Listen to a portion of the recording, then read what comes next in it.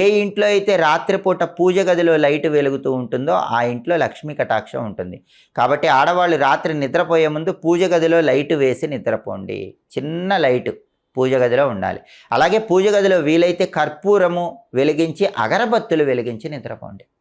పూజ గదిలో అగరబత్తులు వెలిగించి నిద్రపోవటం ద్వారా కూడా ఆడవాళ్ళకి లక్ష్మీ కటాక్షం కలుగుతుంది. నిద్రపోయే ముందు ఆడవాళ్ళు రోజు ఓం శ్రీం నమః, ఓం శ్రీం నమః, ఓం శ్రీం నమః ఈ మంత్రాన్ని 3 సార్లు చదువుకొని నిద్రపోండి. శ్రీ మహాలక్ష్మీదేవి సంపూర్ణమైన అనుగ్రహం కలుగుతుంది.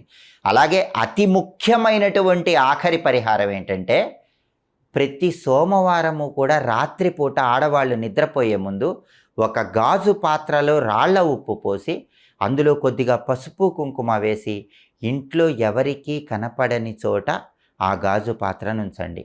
ఒక 3 రోజుల తర్వాత ఆ గాజు పాత్రలో ఉన్నటువంటి